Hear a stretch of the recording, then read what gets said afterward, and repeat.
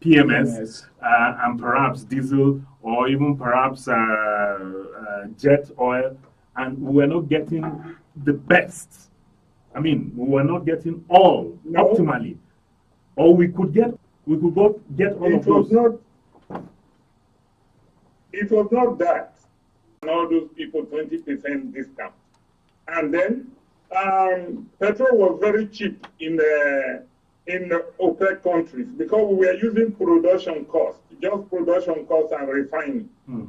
Now they came and they said, why are you going to use production costs and refining to sell it in Nigeria? If you sell the petrol in Nigeria, right, instead of you to bring it in, you could sell it because they believe there should be no barrier to trade. Yeah. So they feel that the petrol should be sold in Nigeria at international prices. And if you do not do that, then you are making a loss. You are subsidizing your people by having production. Hello? With the same way that the price of, if the good, there should be no trade barrier. Yeah. But production cost just means that you look at the cost of production, you add your 20 or 30% profit, and then you sell it. So they convince people of this since the 80s, during SARS. So every time they raise the price of petrol. Like when Abacha came, Abacha raised the price of petrol from 3 naira or 5 naira to 15 naira. When people, NLC went on strike, Abacha now said, okay, I need economists to tell me how much does a liter of petrol actually cost. So he got Professor Aluko and all these professors from Nigerian university. They formed a government committee. They found out that petrol, Nigeria at that time was 5 naira a liter, not 15. So Abacha reduced it from 15 naira a liter to 11. The difference between the 11 naira a liter and the 5 naira that the thing actually cost, they saved the money in the petroleum fund. Trust fund. And they got Buhari to manage the petroleum. That's where the money from the trust fund came from. Yeah. That exercise. Yeah. Right? You can see why Buhari gets mad. So this is not the point. IMF, they got this thing taught in all the economics department abroad. When I was doing my PhD in economics in the late 70s, we used to laugh at them. But by the 90s, it has become the in thing. You understand? The IMF theoreticians now develop this concept of import model and insisted that the import model should be used. If you look at the paper that was written during Abacha's time, those economics professors pointed out there's import model, there's production model. Yeah. For the development of Nigeria, we should use production and refinery in the country model. Yeah. But when they convinced all those people, in 2002, when the whaler came, the petrol given to NNPC should not, petrol was 18 or 21. They should be charged, NNPC should be charged $21 a barrel, just as if we are selling the petrol to a foreigner. Yeah. That is for domestic allocation. Yeah. So from there on, they created, they said, the price of petrol imported into Nigeria, like if we owe nothing, that is the price, surplus the price of the local petrol for it. That's a subsidy. We have to get that money from somewhere. Wow. That is where that came. Okay, sir. Yes, my understanding of your explanation shows that we're in this problem for almost 40 years. We developed, since it's we that own the crude oil, we should first of all find out who stole all the money for repairing our refinery. Why is it that every 4 years everybody can repair their refinery, and we've been doing this years, and money has been allocated. Yes. Then we put those people in jail. Yes. Even when they say they are bringing foreigners, then we repair our refineries. We build more modular refineries, smaller refineries, yes. And then we refine that 445,000. That is domestic allocation. Yes. If that does not give us enough petrol, we can now import the rest or buy the rest from Dangote or whatever. Yes. The Dangote will sell to you, then we can buy the rest from Dangote. But we should be able, that's why we have domestic allocation. Yeah. That is what was allocated by law to be refined in Nigeria for the use of Nigerian people. Okay? Yes. So, let me give you an example. Okay, sir. We are all in the community, right? And we are all producing yam. Yeah. And then I get together, I'm in the market. And I say, because you all eat on the yam, right? You should give me the yam, I will do it to the pounded yam, and then I will sell the pounded yam to you. And the difference between the cost of the yam or the cost of producing your own pounded yam at home and the one I sell to you is subsidy. I'm subsidizing you because I'm giving you pounded yam. The best way for you to deal with it is to take the yam and do your own pounded yam in your own house, in your own family. For my satisfaction. The people, yes, the people who were claiming this subsidy, we all agree they were thieves. Right? Sure. If you have a thief that is stealing public funds, that's a security problem. If you cannot bring the thief to book, you cannot transfer the cost of that stolen wealth to poor people. Sure. It's like if we have a gang of people that are stealing our money in the community. Absolutely. They are corruption. Yeah. Instead of you to sit down and say, how do we control them so we can use the money to build hospitals?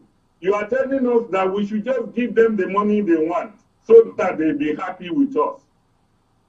That I don't understand that. Because by increasing the price, they have not done anything with respect to the people who were making the profit. They have just transferred, they have just put the body on the masses of people. So we have no benefit. And many of the countries sell petrol cheaper than us. They compare us to Benin, Niger, Chad, Cameroon. Yeah. Venezuela, Iraq, Iran, Saudi Arabia, other oil-using countries. Because we have got the raw materials. We've got the crude oil. And this is what every country does. In fact, let me give you an example. Norway did not used to have oil. When Norway got oil, they went just like we did. They start oil. Like we have an MPC. It's a government-owned, Start oil in the government-owned company. It's now an international company all over the world. Right? I mean, they produce their own petrol in their own country. They sell their own petrol. They even have, they are competing with Shell everywhere. The reason they are able to do that, they have refineries they run because they have minimum corrosion problem. So if there is no way you cannot separate oil theft from the failure of a refinery to work with the importation of petrol. Because if we make a refinery work, those who are making a profit from importation of petrol will lose their business. Yeah.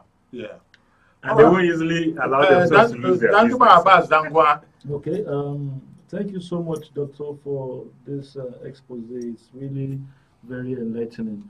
I want to ask the question. Now, we have not been able to trust soldiers with oil, and certainly it's seemingly as if we cannot also trust the civilians with oil. So what is missing within the accountability framework that should ensure that such loopholes are not there at all, that opacity the absence of transparency in that system. Because we've seen presidents assume office, and the portfolio of the Ministry for Petroleum has been so attractive even to the person who was minister at the time that the Nigerian refineries were built. And then we now have the extractive industry transparency initiative similarly in place. Notwithstanding, it's as if when it comes to the oil economics, it's like a voodoo for most of the citizens to really have a grasp and understanding of it. That's my question on one hand. And then on the other hand, the regulation now that is in place, what will it yield? Will we see now some of this private initiative around modular refineries or even other refineries now coming into play within the space, because there is now supposedly a Petroleum Industry Act that if all the inhibitions around investments are properly dealt with, as the president has already shown signs that perhaps the economy is really tough, he understands, and he may do some reasonable things about. Can we see some of these modular refineries come up? And that's question number 2. And question number 3 will hang around security. Now, we have also seen in time past the issue of stolen crude has not been something that has been quite palatable. The figures have been quite difficult to reconcile. Customs and the Navy, as well as the NNPC, are not in agreement as what is stolen crude. So what is it that we're going to see or expect to see with the new rejigging of the armed forces around ensuring that our natural resources within the territorial space of Nigeria is not actually free for the taking for everyone who can come to our borders? Yeah. Well, the thing I will say is this. You see, there is corruption all over the world. Yeah. In fact, take United States. The corruption there is even, they wrote the book on 419. I mean, scamming is an English word. I mean, you are talking about just as smart as any Nigerians in breaking the law. The only difference between Europe and US and Nigeria is, in America, if you are caught breaking the law, you will pay a price. Not that they will make you an example, but the chances that you will pay the price is very high. There are some citizens, the system, the institution are designed to come after you. If they can't catch you because you have the best lawyers, they will catch you on taxes. If they can't catch you on taxes, they will catch you for using post office, but you will go to jail. You cannot break the law and be seen to be breaking the law with impunity and get away free. Whether you are Trump or you are just a visitor in the United States. You understand what I mean? Yeah. In Nigeria, if you are rich, you can break the law with impunity. Nothing will have a problem. Once you have a system where the rich and powerful can break the law with impunity, it becomes very hard to manage. Now, the first step is like you are doing, like you said, we are doing enough work on transparency. We need to do more of that work in transparency. But when you are transparent, those who are seen to have stolen or broken the law must also be seen to have been punished. When those who are breaking the law are being told, bring 10% of what you stole and we forget the rest, then still it becomes the best and the most lucrative career for the young. So this is, and once that's why you see a man who said, we deal with corruption, we don't kill it, it will kill us as a country. So now let me put that in the context of what you've just said, the regulation. You see, the problem really is not a problem of regulating the price or deregulating it so that everybody can do whatever they want. Modular refinery, Nigeria gave 13 licenses over the last 20 years. There are only 6 of them. 4 of them due to money put there by the states. Okay? Very few refineries the last 30 years. Only Dangote have had a big one, and a smaller refinery like Water Smith, and a few refineries where the states, Imo State and Edo states have invested, producing 1,000 barrels, 5,000 barrels. The money for a modular refinery is very expensive, and we have not businessmen that have enough capital like Dangote to set one up. That is the reality. You are going to need foreign partners or government investment. This is why we are in support of public refinery. Now, if we have public refinery with bad management, then the management should be fired. And people can run refineries, whether they are Nigerians or foreigners, should be bought in to run it for us. Okay? Not that you sell the refinery because the managers were bad. That does not make sense. Let me give you an example of the petrochemical complex in Eleme, which cost us 1.3 billion to build. They ran it to the ground. The Nigerian management, they were so corrupt. Finally, Obasanjo decided to sell it during this deregulation and privatization. An Indian company just came. They bought it for, I think, 150 million. They talked to Pegasin and the Nigerian workers. They fired all the managers other than one Nigerian man. And then they brought in about 100 Indian managers. And the inventory that was on ground, that was not used, in 3 months, they were able to make a profit of $250 million. They bought the whole complex for 150. And since then, the complex have been making a profit. The state, River State, bought into it 15%. Government have 15%. Those Indians have the rest of the 60 or 70%. You don't hear about that petrochemical. They are making money. They are working with the same Nigerian workers who for 10 years could not produce anything. In fact, their production 1 year after the Indians took over was greater than all the production for the last 10 years. Wow. Wow. So the problem is not the regulation. Because if you don't face what the problem is, then you say, okay, I'm going to deregulate it. I'm going to bring foreigners to run it. I'm going to sell it to private sector. Government cannot run anything. Private sector can run it. But look at where we've deregulated. We've deregulated kerosene. Kerosene is so expensive, the poor no longer use it. Yeah. We've deregulated diesel. None of us use diesel in our homes. The price of diesel and kerosene and LPG have not come down. Yeah. They told us they were deregulating it. That if we let private people bring it in, the price will stabilize and come down. The price have never come down. The price of petrol will not come down under private management. It will just be like diesel and kerosene.